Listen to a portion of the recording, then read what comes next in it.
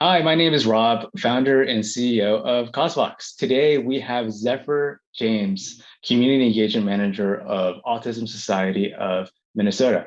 I'm super excited to talk to Zephyr because she's been writing with CauseVox for a really long time. So all the education, maybe not all the education, but a lot of the best education that we have over here at CauseVox is because of Zephyr. So we could not do it without Zephyr's hard work and insights and what she's done for our education side. So super excited about that. But what Zephyr does do is that she's the community engagement manager of Autism Society, and she has a ton of insights to share. So I'd love to just deep dive into their fundraising, the fundraising tactics, how they've been successful, what they're doing today, and then have a few takeaways for you all today in order to accelerate and supercharge your digital fundraising. So without further ado, Zephyr, could you introduce yourself? Absolutely. I don't know how I'm going to live up to that lovely intro, but I do appreciate it. So as Rob said, I am Zephyr. I work at the Autism Society of Minnesota. I have been here for about 7 years through a variety of positions. I started really solidly in the marketing department and then kind of grew into my current position, which is a mishmash of a whole bunch of different departments, which is a very familiar experience for many of my nonprofit colleagues. So I do a little bit with our events team, with our fundraising team, with our marketing side. I do some work with just straight community engagement, making sure that we're listening to our community and really providing them with the services that they need. So a little bit of everything is what I do. Yeah, so it sounds like you wear a lot of different hats. Every single day is a little bit different because you're doing 20 billion things over there at your organization. So Yes, that pretty much sums it up. So it sounds like you focus a lot on marketing, though. Like marketing is kind of like your background, your experience, and I think that's very interesting because one of the things that we believe here at CauseVox is that there's a blend between what a marketer needs to do at a nonprofit as well as what a fundraiser needs to do at a nonprofit, and those two roles are kind of merging together, it's becoming like a gray area. Have you seen kind of that trend as well, especially when it comes to digital and online fundraising? Yeah, absolutely. So my background is definitely in the writing side of marketing. So as Rob said, I did some writing for CauseVox, so that's my jam. And I have definitely found that the language that we use is pretty vitally important to our fundraising efforts, how we talk about what we do, what messages we send, when we communicate them, who we communicate them to. Those are all the things that a fundraiser does, and those are all the things that a marketer does. So there's a really strong overlap there. And especially when we're looking at digital fundraising, it's not as much that one-on-one face-to-face that some traditional fundraising might be, where you're setting up meetings with large donors or, hosting events so that you can talk to your donors. It may be more writing in advance and putting that out there via social media or your webpage. And that falls more into that marketing wheelhouse, that sort of overall strategy of how you present your organization and the brand that you're building and the voice that you have. So I work really, really closely with our events and fundraising team to the extent that we almost are one team at this point. I've definitely seen that as we've moved forward over the years, it's become less of a separation and more something where we are tossing tasks back and forth between us, tossing language back and forth, and really working collaboratively to think about how do we communicate all of the important things that we need, while also thinking about this fundraising side of being really donor centric. Yeah, I think that's very interesting because the way that people donate is very similar to the way that people buy products and services elsewhere. Where for the buyer, for the consumer, for the donor, you can do all your research in advance. You can learn about the organization, you can learn about the cost, the effectiveness of it. You can look up metrics. When you're purchasing a car, for example, you can do all your research and watch all these videos. And I think the beauty is there's just so much communication, so much content and marketing out there that the donor can do so much research in advance that if marketing does a really great job, then fundraising also would be very easy on the back end. Especially a lot of it can be just automated, where you're not even talking to a potential donor anymore. They just come through the doors. So that being said, I'd love to learn, what is your number one fundraising tip that you have for small, medium-sized nonprofits like yourself? Yeah, so I was thinking about this question before we started the interview, and I think my number one tip is very specifically for sort of peer-to-peer type fundraising. And that is to empower your fundraisers. But I think this could easily be translated to empower your donors as well. So every time I start a fundraiser, I make sure that I have a toolkit for my fundraisers. I make sure that all of the information about my event, about my campaign is really easily available in multiple places for my fundraisers, for my donors. I make sure that I'm in constant communication with them. So not only do they get the automated email when they sign up as a fundraiser, but I'm also reaching out to them with some more personalized messaging. Because especially when you're running peer-to-peer, the power of that is your fundraisers. And you can do everything that you want to, but the people who are actually going out and asking for donations are those fundraisers. So you need to turn them into mini yous and give them all of the information that you already have, but in the simplest, easiest way possible. Yeah. So that can be challenging to really distill all of your years of experience into maybe 5 pages of simple graphics and information. But the more you think about it, the more you realize that most of our insights are pretty straightforward. Don't be afraid to ask multiple times, let people know why they're giving, and make it personal. So as long as you can share that kind of information and some sample language with your fundraisers, you're going to see some pretty amazing results. Yeah. So when it comes to peer-to-peer fundraising, then it sounds like it's not just set it up and just hope for the best. It's really about turning yourself into mini Zephyrs, where you have folks that can go out there and empower them with the right tooling and the right language and the right process so they can be the most effective fundraisers. So when it comes to that, I think toolkits are very important because a toolkit, as you mentioned, includes a lot of different things that people can use. Now, is there is it really just kind of sending people like a PDF or a link to a resource, or are there additional steps that make that coaching aspect more effective? Yeah, so I always start by including a link to the general PDF in any welcome email. But one thing that we're definitely focusing on this year is pulling out specific pieces of that toolkit and highlighting them throughout the course of our campaign to the people who have signed up to fundraise. So we send them the full PDF.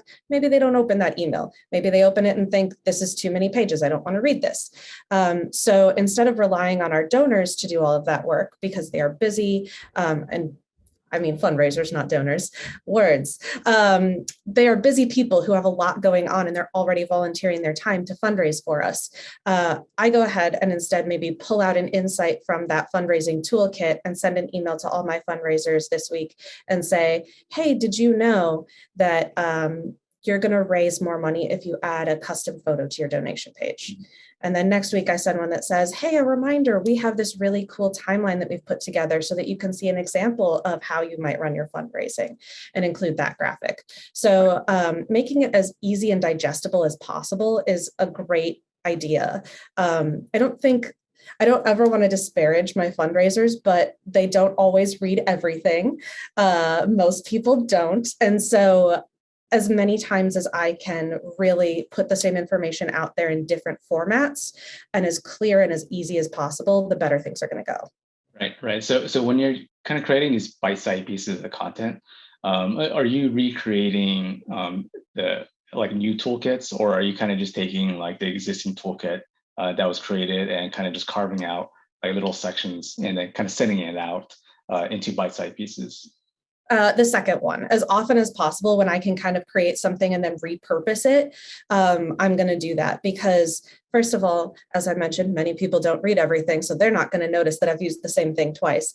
But I also don't need to do that much work. There's no reason to keep creating new things when consistency and branding are so important. And so seeing that same graphic another time or seeing the same type of language another time is actually going to reinforce to my fundraisers and donors the same message that I want them to hear. Yeah, I think it's very interesting too. Even when we look at open rates on our emails at CauseVox, we don't get 100% open rate. So the thinking, what a dream. Yeah, what a dream. And I think for a nonprofit, it's the same thing too. Unfortunately, I wish it was 110% for all nonprofits. But when it comes to it, you can actually just resend emails. You can read, and because most people actually don't read it, as you mentioned, so it's okay to send bite-sized info And that's even better because the more you send, the more chances that folks actually read it up to a certain point, obviously. So I really love that tactic.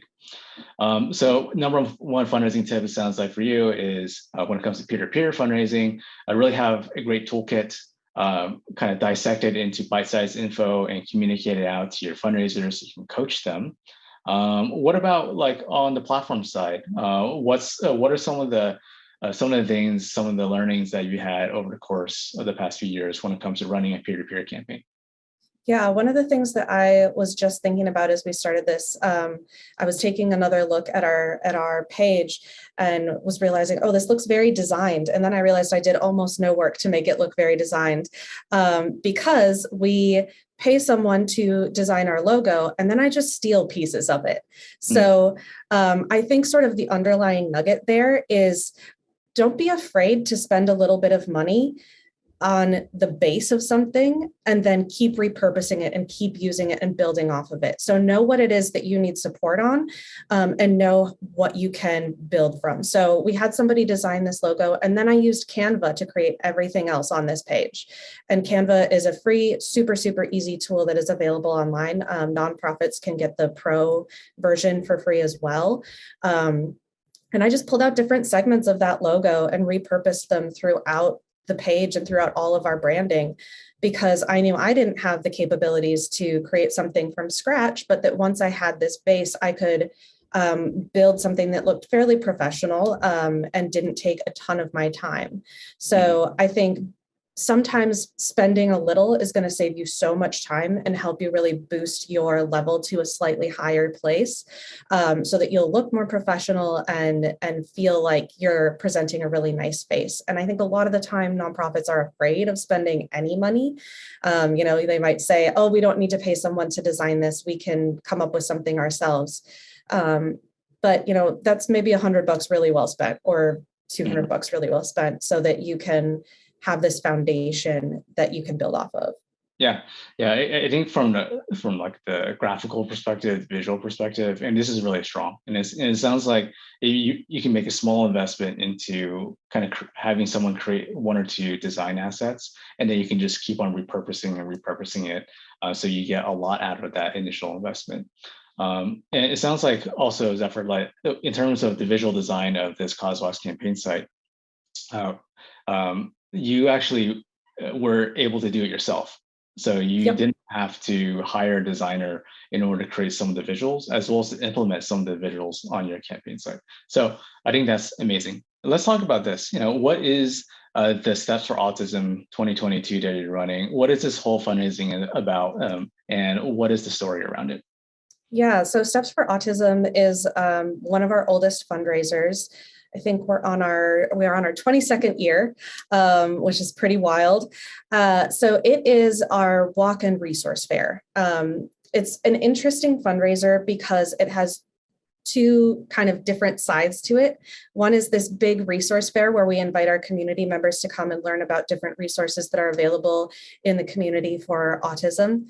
And the other is the fundraising piece. So one of our challenges with this particular event is marrying those two sides and communicating really clearly, yes, we would love for you to attend, and that's free, and we want everyone involved. And also, this is a fundraiser, and come along with us and support this great thing that we're offering you. I think that the site that we have this year has been really helpful for communicating that message. I think CauseVox does a really great job of allowing us to highlight the fundraising as a main piece of this while still talking about the event itself. So I really appreciate that about the page. This is a peer-to-peer fundraiser, so we invite folks to create teams or to create individual fundraising pages and reach out to their friends and their families so that they can raise money for us. We do offer some prizes, and this year we changed that up a little bit, and we're doing it as a raffle. So every, I think $100 that you raise, you'll get a certain number of raffle tickets and be entered into these different prize drawings. We've found that historically we've spent a lot of time trying to figure out incentive prizes, and it's gotten complicated and really stressful for us, and it's not necessarily worth it. Most of our donors and fundraisers tell us that that's not really why they're fundraising. So we tried to simplify this year and just offer a few things that would be kind of a fun bonus to make sure that our fundraisers know we're really appreciating what they're doing. Yeah, so it sounds like you're not really relying on this external incentive or motivation. So it's not like, hey, if you raise a certain amount, then you get a certain prize. It's more like if you raise a certain amount, we want to honor and appreciate and recognize you. So that's the benefit of some of these incentives. So Yeah, I absolutely. like that aspect of it.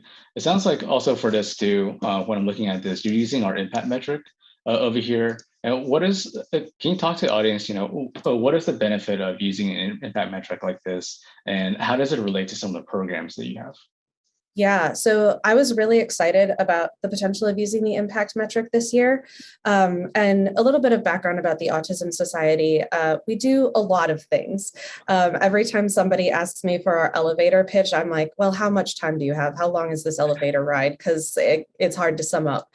And so when we were trying to think of how we wanted to use this impact metric, we were really struggling to think about what would really represent us as a whole organization.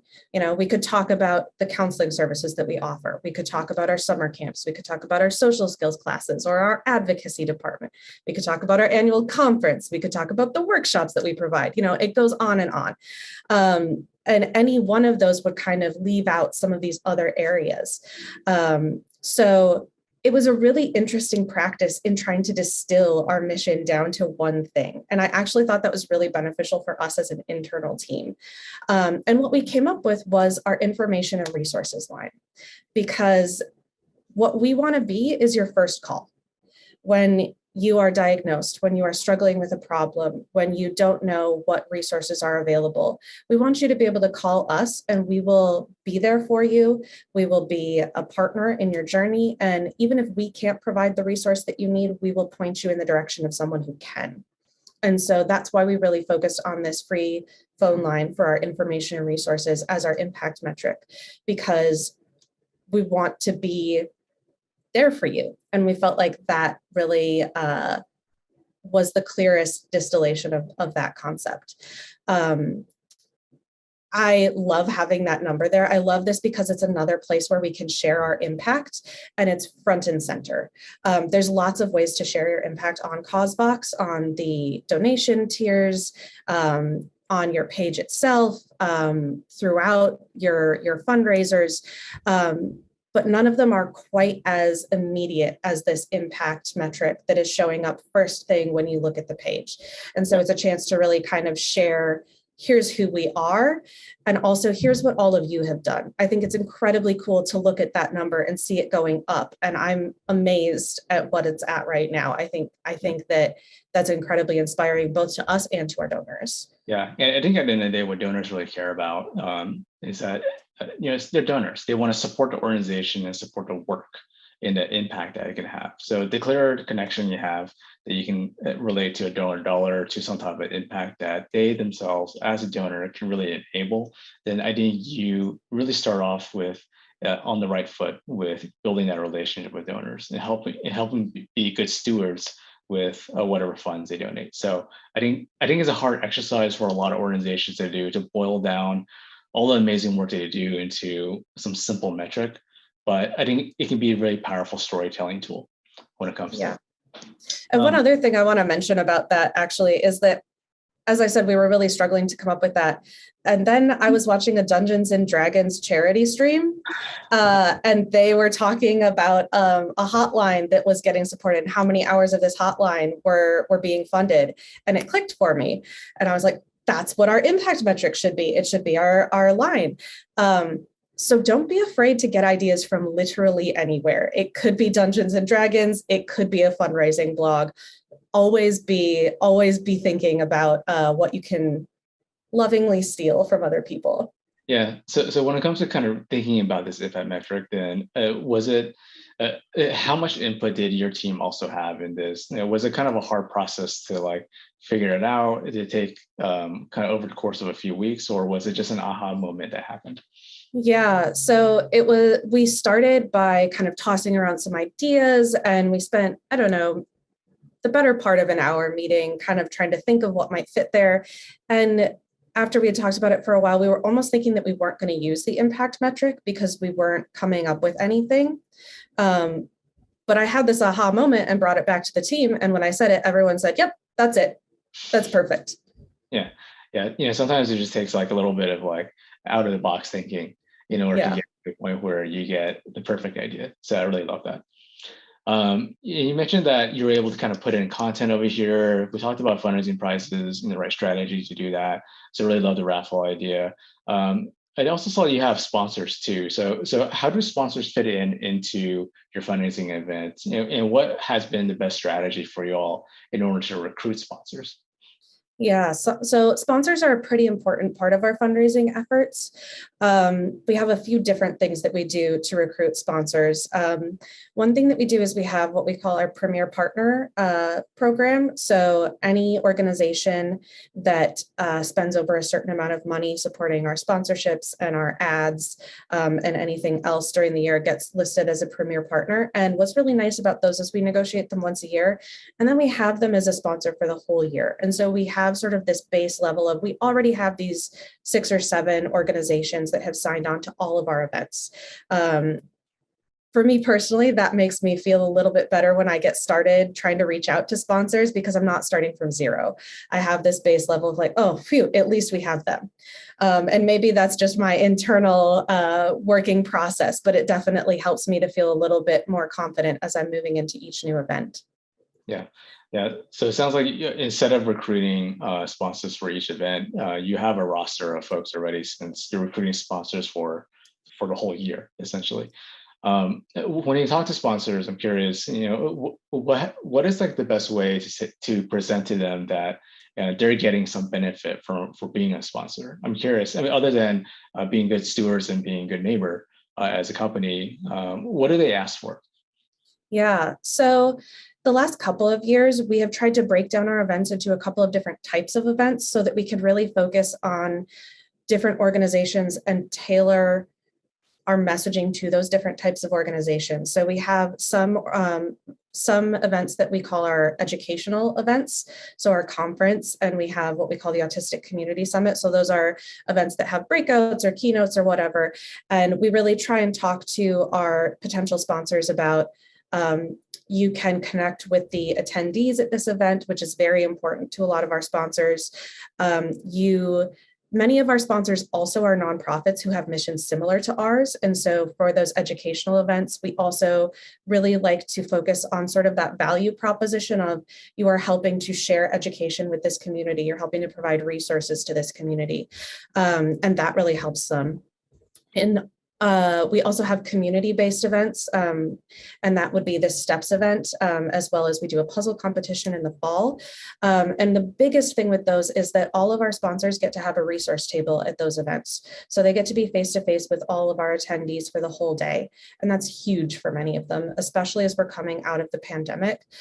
Being able to be in person is really they are hungry for it.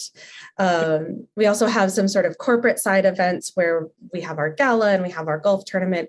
And those tend to be more about, you can send your employees to this event, you can be there yourself and sort of be appreciated as one of our sponsors. Across all of those types of events, we are offering recognition for our sponsors, and that's always important. So they're always being listed on our website. We're always shouting them out on social media. We often will have them listed on signs or in our programs at the events. For our conference, we shout them out in our introductions for different sessions and things like that. So we want to make sure that their names are getting out there so that they feel that they're also getting some amount of marketing out of this proposition. Yeah. I wonder how important is the brand awareness for your sponsors in general? Like, for them, like when they say, "Hey, we'll sponsor some of the stuff that you do," is it? Do you see more of it as a brand awareness play, so they're not really too concerned about like how many people it reaches or how they measure that, or is it more of a, I guess, quote unquote, sales play when they're interested in saying, "Hey, I want to have X amount of conversations with potentially this demographic or this audience," or maybe a combination? Yeah, so that really for us varies based on the sponsor. And one of the things that's really important for us as fundraisers is knowing which sponsors really, really care about how many people am I hitting? Where is my name going to be placed? We have one sponsor who when they advertise with us, they always say, I want the inside front cover of the piece.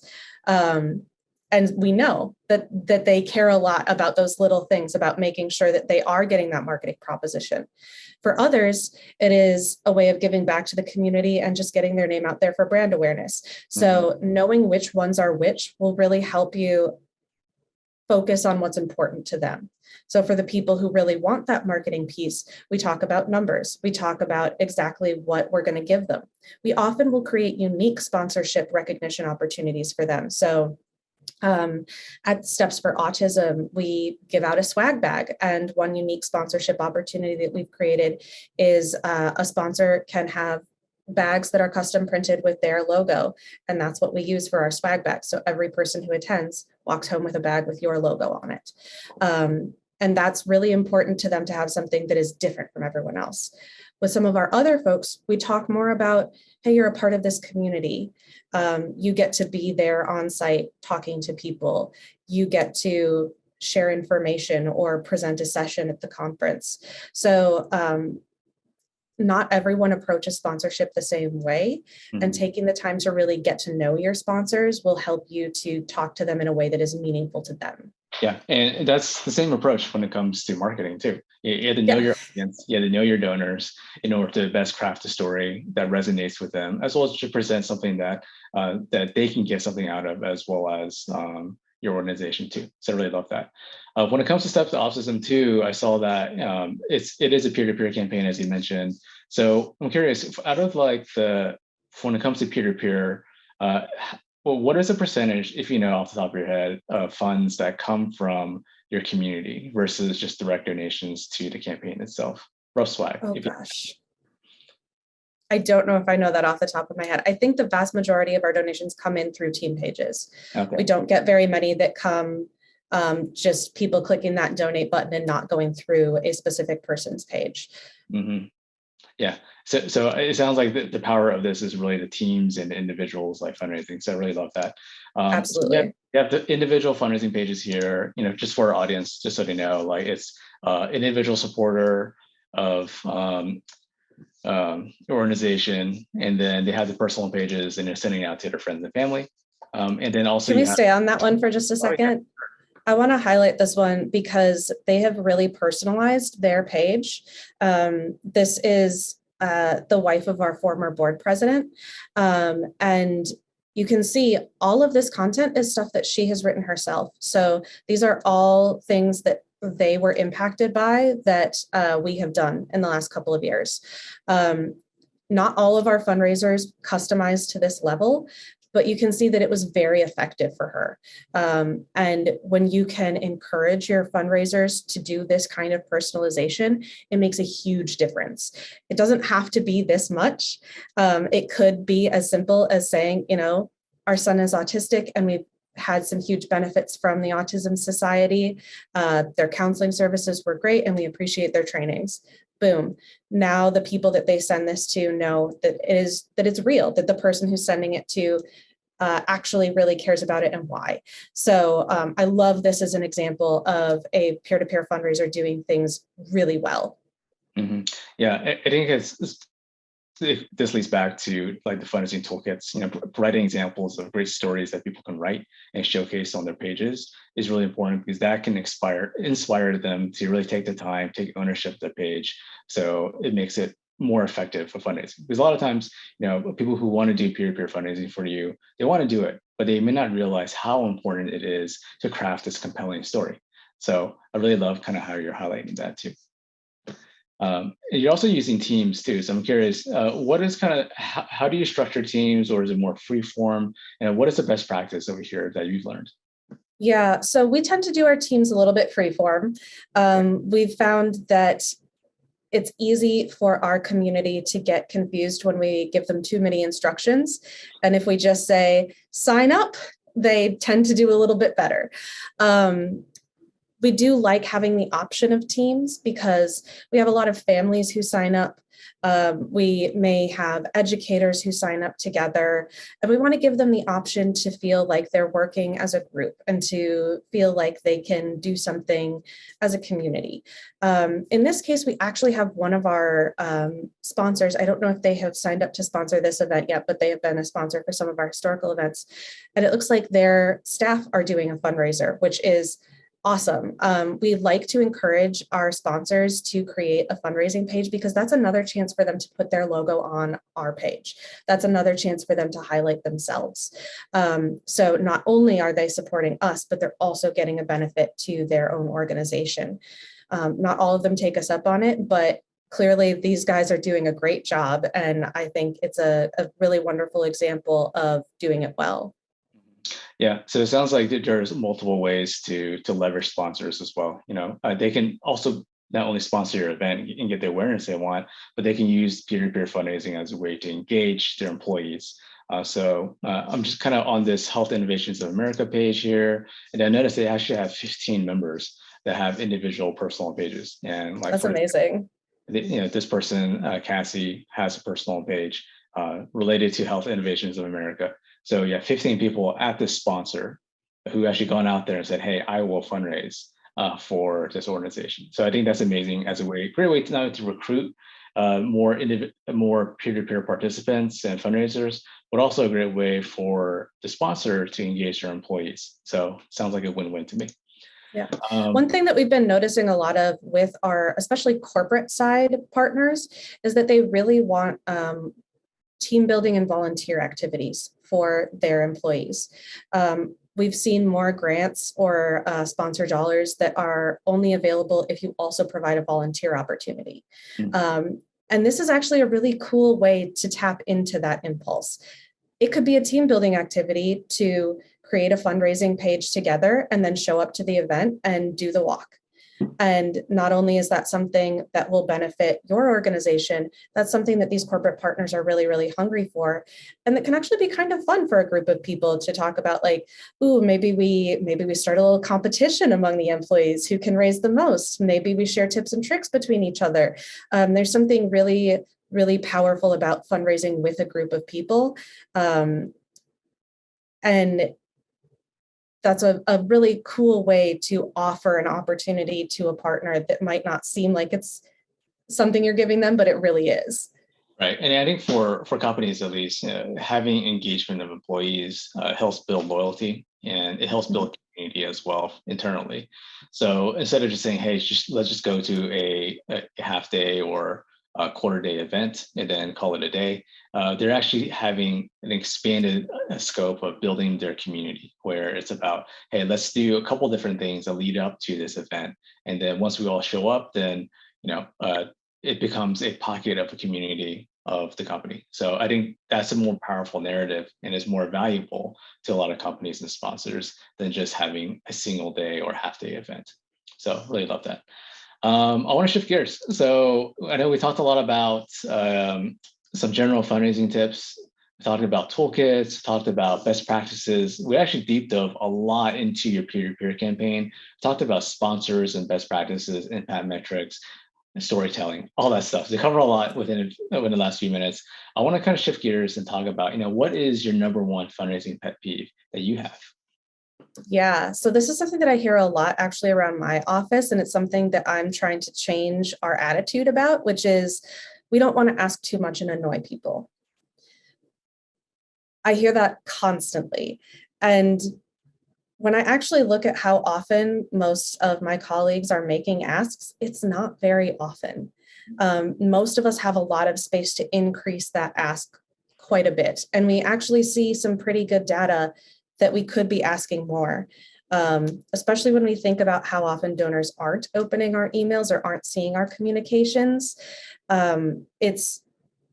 It's not going to be this overwhelming inundation if you're shooting them an email once a month or once every couple of weeks, even though that might feel like a lot to you because you're writing all of these emails. On the donor side, that's a very small amount of email to receive.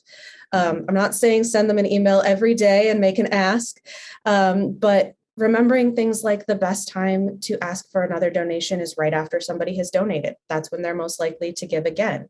And that feels really scary as you're thanking somebody to then also add an ask in, but it's a really effective way.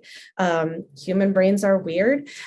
We like to confirm to ourselves that we've done the right thing. And so if you ask again after somebody's made the donation, their brain says, yes, that was a good thing that we did and we must do it again.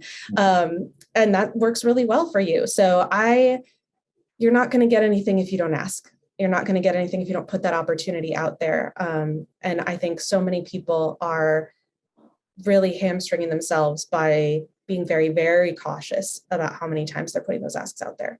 Mm-hmm. So what would you say is a good number of asks per month or per quarter? Like how many is too much? How many is too little? Like general ballpark. Yeah, so I'm going to make very clear here, I don't have the data on this. I have not researched this one in advance. I probably would go about once a month for sort of general asks, sort of if you have sort of your general donor pool, you're not engaging with them for a specific event or campaign, but you just want to give them a reminder, hey, we're here, we miss you, how's it going?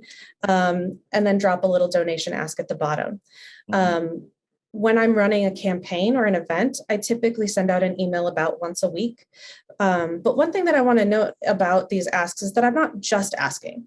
I always try to include some other reason for the communication. So with my fundraising events and campaigns, I'll send out an email highlighting, oh, did you know that we have these cool fundraising prizes? By the way, make a donation. Or if we are sending out a general email to our donor list, I might say, hey, have you followed us on social media? We have some really great content over there. By the way, make a donation. So it doesn't have to be something where you're hammering donations at the top of every communication, but it can always be included as an option so that people are seeing that.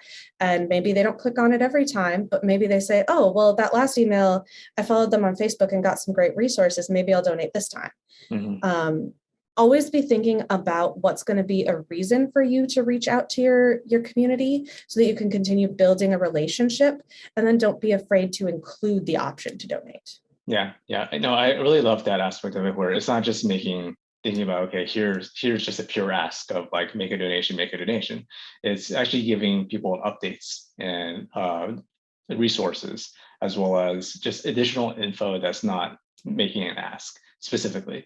So when it comes to campaigning over here at CauseVox, we see a couple different types too. You can give an update on your campaign, say, hey, we reached 50% of our goal. By the way, make a donation. Or you can highlight a story about a team or a sponsor or a fundraiser who has a really compelling story, who's doing really well. And then you can highlight that story, and then you say, okay, please make a donation or sign up for a page. So there are different ways about it where you can quote unquote disguise the ask, but then still add value to the person you're sending an email to. So it's not just a straight make a donation. So I really love that aspect of it. So one other element to consider there is that giving money is not the only thing you could be asking for.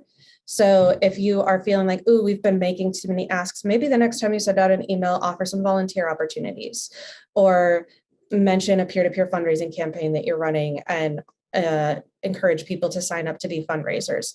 Think about the other things that people can do to contribute in some fashion to your organization, and mix it up a little bit so that people maybe are feeling like, oh, well, they want to include me as a person instead of they're just trying to get me to give them money, which we are. Yeah. Well, I like but that. We love them.